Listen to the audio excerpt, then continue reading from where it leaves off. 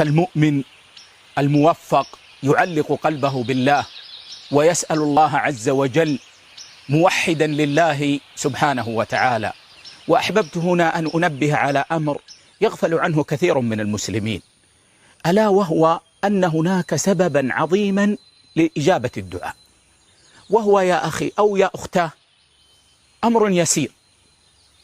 إذا أردت النوم فتوضأ، ثم نم متوضئا، فإذا تنبهت من نومك واستيقظت في الليل فقل لا إله إلا الله وحده لا شريك له، له الملك وله الحمد وهو على كل شيء قدير، الحمد لله وسبحان الله ولا إله إلا الله والله أكبر ولا حول ولا قوة إلا بالله، ثم قل اللهم اغفر لي أو ادع بما شئت، فإنك موعود بأن يستجيب الله دعاءك على لسان رسول الله صلى الله عليه وسلم.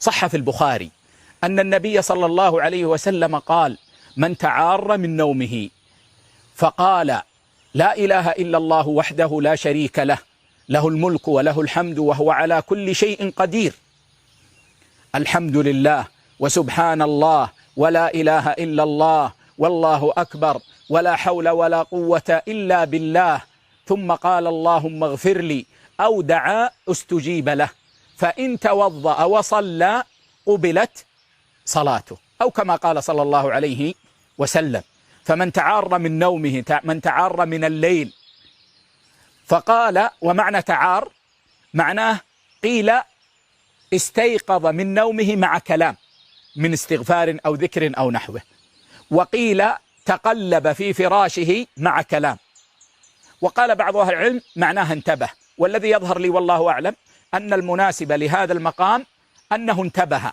فانتبه من نومه وهو في فراشه فقال هذا القول ثم دعا استجيب له. وهذا الحديث في صحيح البخاري.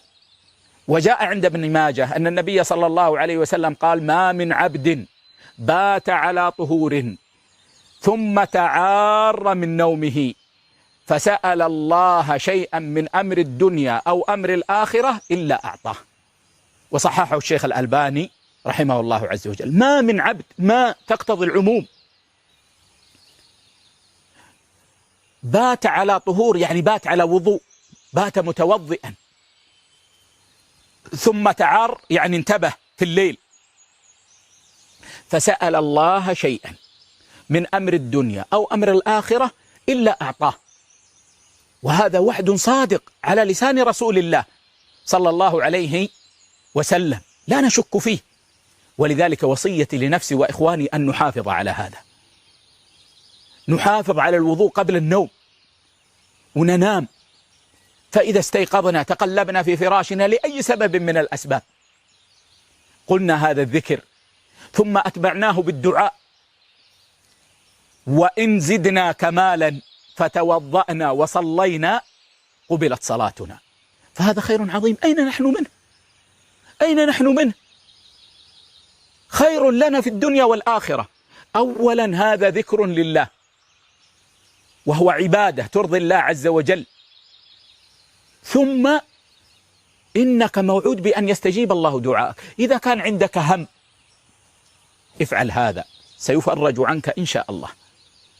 إذا كنت فقيرا وتريد أن يوسع عليك في رزقك افعل هذا واسأل الله وسيوسع عليك إن شاء الله. إذا لم ترزق بولد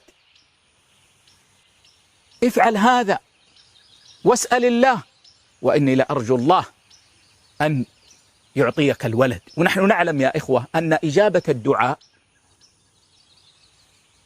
إما بأن تعطى ما تريد، وإما أن يصرف عنك من الشر ما هو أعظم مما تريد، وإما أن يدخر الله لك ذلك يوم القيامة، وكلها خير لنا. فلماذا لا ننتبه؟ لماذا لا نحرص على ما أخبرنا به النبي صلى الله عليه وسلم؟